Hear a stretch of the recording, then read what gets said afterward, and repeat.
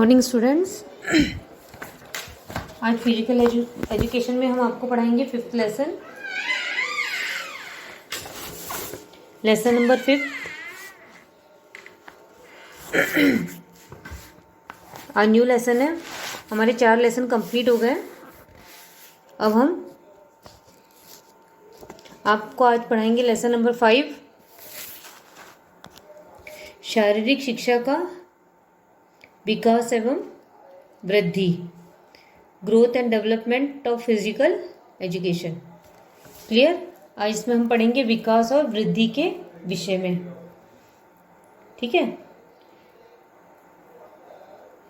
प्राचीन समय में क्या होता था कि लोगों जंगलों में ही रहते थे और जंगल के ही कंद मूल फल फूल खाकर ही वो अपना जीवन यापन करते थे। उसके बाद थोड़े समय के बाद स्थिति चेंज हुई और लोग वहाँ पे खेती करना आरंभ कर दिया और समूह में रहने लगे और ईश्वर की आराधना करने के लिए वे आसनों, प्राणायामों और व्यायाम पर निर्भर रहने लगे। तो शरीर की संतुलित वृद्धि और विकास के लिए शारीरिक शिक्षा बहुत ही उपयोगी है। प्राचीन समय में इस पर विशेष ध्यान नहीं दिया गया है ना, लेकिन लोग भगवान की आराधना में लीन रहने के लिए आसनों और प्राणायाम तथा व्यायाम आदि का प्रयोग करते थे। इससे भी उनका शारीरिक स्वास्थ्य पर सही प्रभाव पड़ता था। शरीर की संतुलित वृद्धि और विकास के लिए शारीरिक शिक्षा बहुत उपयोगी है और हमारे शरीर की वृद्धि विकास की विभिन्न अवस्थाएं होती हैं जिनका ज्ञान प्राप्त करना भी आवश्यक है। तो वृद्धि और विकास के लिए किसकी शिक्षा आवश्यक है? शारीरिक शिक्षा का। अब आगे है आपका टॉपिक विकास। अब विकास के विषय में पढ़ेंगे कि विकास क्या है। विकास से तात्पर्य है कि जीवन पर्यंत चलने वाली प्रक्रिया। विकास एक ऐसी प्रक्रिया है जो जीवन पर्यंत चलती है। विकास से अभिप्राय व्यक्ति के व्यवहार में परिवर्तन है। मतलब जब उसका जन्म होता है तब से लेकर मृत्यु पर्यंत ये परिवर्तन होता रहता है। इसमें कुछ शिक्षाविदों ने अपने परिभाषाएं दी गई हैं जिसे अलग अलग रूप से व्यक्त किया गया है। स्किनर के अनुसार विकास एक क्रमिक एवं मंद गति से चलने वाली प्रक्रिया है। क्रमिक मतलब लगातार, मंद मतलब धीरे धीरे, है ना, लगातार चलती है और लेकिन धीमी गति से चलने वाली प्रक्रिया है। हडलॉक के अनुसार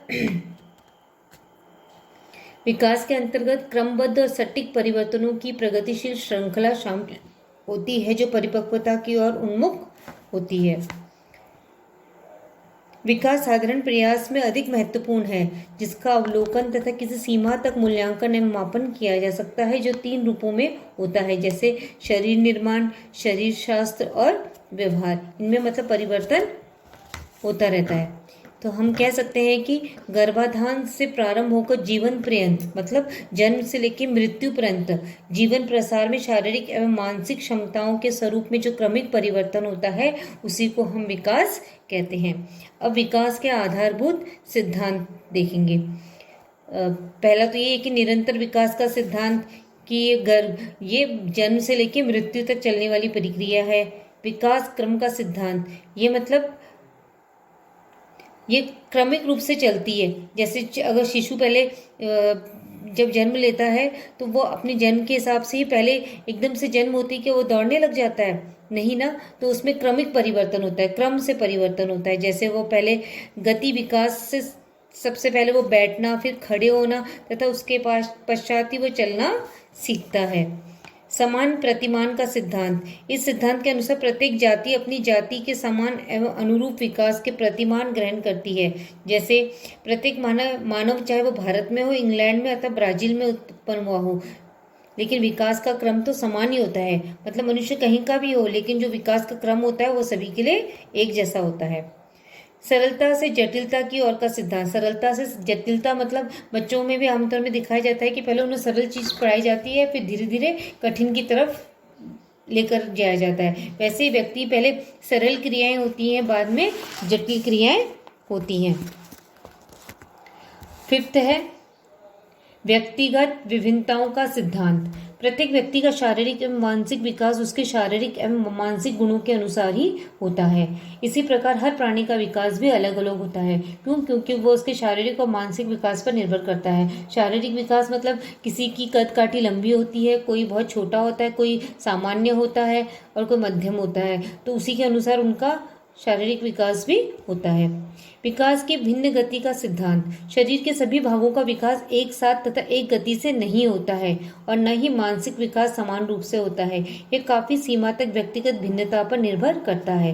मतलब जो मनुष्य के अंदर विकास की प्रक्रिया है वह एक साथ शरीर के सभी अंगों के साथ एक साथ नहीं होता है। ठीक है, वो उसी के क्रम के अनुसार ही व्यक्तिगत भिन्नता के आधार पर निर्भर करता है। सह संबंध का सिद्धांत। प्रत्येक प्राणी के शारीरिक, बौद्धिक, भावात्मक, नैतिक, आध्यात्मिक, सामाजिक आदि विकास अलग अलग होते हैं, परंतु उनमें एक दूसरे के साथ संबंध पाया जाता है। क्योंकि सबका शारीरिक विकास सब मनुष्यों का एक जैसा नहीं होता, अलग अलग होता है। बौद्धिक है, भावात्मक है ना। किसी मनुष्य की बुद्धि सामान्य होती है, किसी की तीव्र होती है, किसी की कम होती है, तो सबके अलग अलग गुण पाए जाते हैं। तो उसी के अनुसार उनमें एक दूसरे के साथ, लेकिन अलग अलग होने के बाद भी उनमें एक दूसरे में परस्पर संबंध पाया जाता है। अवांछित व्यवहार को दूर करने का सिद्धांत। उसके बाद है अवांछित व्यवहार। इस सिद्धांत के अनुसार जो कुछ अवांछित व्यवहार व्यक्ति करता है वह उस अवस्था के विशेष के समाप्त होने पर अपने आप दूर हो जाता है। इस प्रकार उसमें परिवर्तन होता है। जैसे शिशु शुरू में कुछ चीज़ों से डरता है, लेकिन कुछ बड़ा होने पर उनको छूने लगता है और उनका प्रयोग करने लगता है। प्रारंभ में मनुष्य कोई भी कार्य करने से उनके मन में थोड़ी घबराहट होती है, लेकिन जब वो उस कार्य को करने लगता है तो वह उसे आसानी से समाप्त कर लेता है। अब है वृद्धि का अर्थ। अभी हमने विकास के विषय में पढ़ा कि विकास क्या है। विकास जन्म से मृत्यु पर्यंत चलने वाला परिवर्तन है और उसके हमने मुख्य सिद्धांत पढ़े। अब हम बात करते हैं वृद्धि की। वृद्धि का अर्थ है, यदि गहराई से अध्ययन किया जाए तो वृद्धि विकास का ही पहलू है। वृद्धि शब्द अभिवृद्धि शब्द का एक सूक्ष्म रूप है। अभिवृद्धि का शाब्दिक अर्थ भी है और जिसे अंग्रेजी भाषा में अभिवृद्धि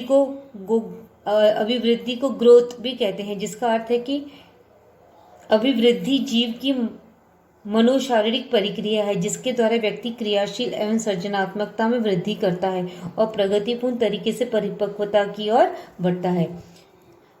कहा जा सकता है कि वृद्धि एक संकुचित अवधारणा है जिसका संबंध केवल शरीर के गुणात्मक परिवर्तन जैसे शरीर के आकार एवं रचना में होने वाले परिवर्तन से है ना। इस प्रकार ये कहा जा सकता है कि अंग प्रत्यंग के आकार के बढ़ने, मांसपेशियां और हड्डियों के बढ़ने तथा इस प्रकार के संपूर्ण शरीर में बढ़ोतरी को ही वृद्धि कहते हैं। मतलब जब शिशु जब छोटा होता है तो धीरे धीरे वह बड़ा होता है, तो बड़ा होने के साथ ही जो उसके शरीर के अंग हैं वो धीरे धीरे भी उसमें परिवर्तन दिखाई देते हैं, उसे कहते हैं वृद्धि। अब दोनों में अंतर देखेंगे कि वृद्धि एवं विकास में क्या अंतर पाया जाता है। वृद्धि means growth and Vikas development. वृद्धि एक ऐसी प्रक्रिया है जो जीवन पर्यंत चलकर निश्चित आयु तक जारी रहती है। अभी हमने बताया था कि वृद्धि क्या है।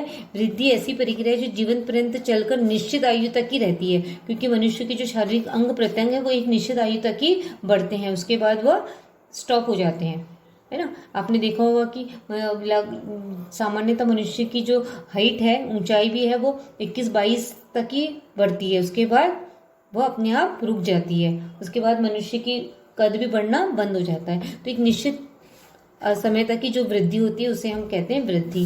और विकास का अर्थ है जो जन्म से लेकर मृत्यु पर्यंत तक होता है। वृद्धि शारीरिक अंगों की बढ़ोतरी है जो एकांकिकी है। वृद्धि में शारीरिक अंगों से संबंधित है जो उसमें चेंजेस होते हैं। और विकास सर्वांगीण रूप से होता है। जो वृद्धि वो एकांकिकी है, मतलब किसी शरीर विशेष का ही तो हो रहा है इसमें वृद्धि, लेकिन जो विकास होता है वो सर्वांगीण रूप से होता है। व्यक्ति में वृद्धि की सीमा व्यक्ति की आनुवंशिकता के द्वारा ही तय होती है। आनुवंशिकता मतलब उसकी हाइट कितनी है, आनुवंशिकता जो उसके पहले के अपने बच्चे की शारीरिक जैसे कोई बच्चा पतला होता है, कोई मोटा होता है, कोई छोटा होता है, कोई लंबा होता है, तो वो आनुवंशिकता के ऊपर ही निर्भर करता है। विकास व्यक्ति के लिए उपलब्ध वातावरण पर निर्भर करता है। वातावरण मतलब जिस प्रकार का वातावरण है उसी प्रकार व्यक्ति में परिवर्तन भी देखे जाते हैं। वृद्धि किसी एक पक्ष को प्रकट करती है जबकि विकास कुछ परिवर्तन का योग्य है।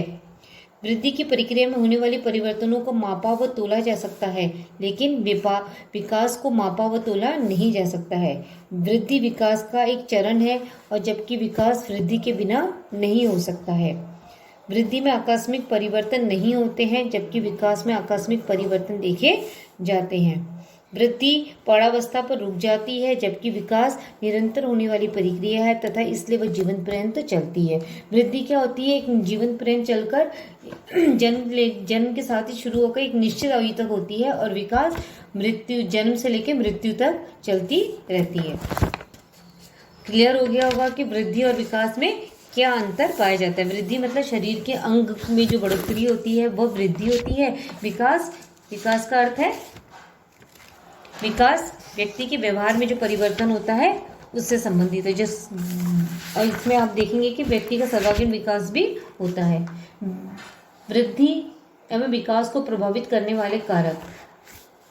अब उसके बाद हेडिंग है वृद्धि और विकास को प्रभावित करने वाले कारक। अनुवांशिकता बालकों के शारीरिक विकास को प्रभावित करने वाला एक महत्वपूर्ण कारक है।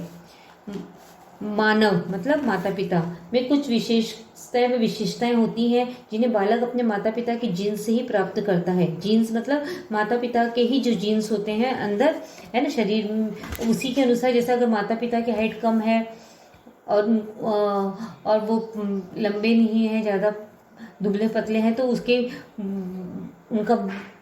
उनके जो औलाद होती है वो भी, उनमें भी ये गुण पाए जाते हैं। जरूर नहीं कि सभी में पाए जाते हैं, लेकिन 60-70% वो गुण बालकों में पाए जाते हैं। अनुसंधानों के आधार पर यह पाया गया है कि स्वस्थ माता पिता के संतानों का शारीरिक विकास स्वाभाविक रूप से होता है, और इसके विपरीत जिन संतानों के माता पिता रोगी होते हैं अथवा जिनमें पीढ़ी दर पीढ़ी किसी रोग का विकास होता है, उनके संतानों में शारीरिक वृद्धि से कोई न कोई असामान्यता परिलक्षित होती है ना। यदि माता पिता स्वस्थ होंगे तो उनके औलादे भी स्वस्थ होंगी, यदि माता पिता अस्वस्थ होंगे तो जन्म लेने वाले बालक में भी वो भी अस्वस्थ ही पाया जाएगा। अब है पर्यावरणीय, हमने अभी पढ़ा अनुवांशिकता, अब सेकंड में पर्यावरणीय। मनुष्य अपने को श्रेष्ठ सिद्ध करने के लिए अच्छे पर्यावरण में रहने के लिए अपने आपको अनुकूलित करने का प्रयास करता है। व्यक्ति की वृद्धि विकास में पर्यावरणीय कारक का अधिक योगदान है। क्रो ने कथन कहा है कि बालकों के स्वाभाविक विकास में पर्यावरण के तत्व सहायक एवं बाधक होते हैं। पर्यावरण इसलिए क्योंकि जैसा मनुष्य बालकों को हम पर्यावरण देते हैं, जैसा वातावरण में बच्चा जन्मता है उसका कुछ ना कुछ असर उसके स्वभाव में भी पड़ता है। इसलिए वैज्ञानिकों ने कहा है, कुप्पू स्वामी ने लिखा है कि उत्तम विद्यालय ऐसा पाठ्यक्रम प्रस्तुत करता है जो शिक्षार्थियों को रुचियों तथा आवश्यकताओं को पूर्ण करने के लिए अनेक क्रियाओं से युक्त होता है। इस प्रकार का शिक्षालय स्वस्थ मानसिक विकास का एक वास्तविक कारक है। थर्ड में है पोषण। शारीरिक विकास के लिए उपयुक्त भोजन का होना भी नितांत आवश्यक है। संतुलित भोजन न मिलने की अवस्था में व्यक्ति में वृद्धि विकास को पूर्णतः सुनिश्चित नहीं किया जा सकता है। यदि मनुष्य का संतुलित भोजन होगा तो उसका असर उसकी वृद्धि और विकास पर भी पड़ेगा। अगर संतुलित भोजन नहीं होगा तो मनुष्य का क्या होगा, अच्छे से वृद्धि नहीं हो पाएगी, विकास नहीं हो पाएगा, तो इसका प्रभाव वृद्धि और विकास में देखा जा सकता है। सोरेनसन के शब्दों में कहा गया है कि स्वास्थ्यवर्धक योजना थकान का शत्रु तथा शारीरिक विकास का गहरा मित्र है। अब नेक्स्ट है शारीरिक शिक्षा के विशिष्ट कार्यक्रम। बालक या व्यक्ति की वृद्धि विकास के लिए इस प्रकार के कार्यक्रमों को उसके दैनिक जीवन में सम्मिलित किया जाना चाहिए जिससे उसके शरीर के सभी अंग क्रियाशील रहें और वृद्धि विकास में अधिकतम सहयोग प्रदान कर सके। शारीरिक क्रियाएं ये सभी आयु वर्ग में उनकी आवश्यकता के अनुसार कार्यक्रम बनाकर दी जा सकती है। मतलब मनुष्य जैसे जन्म लेता है तो उसके अंदर कुछ ना कुछ शारीरिक परिवर्तन होते रहते हैं, तो उसको उनके मन को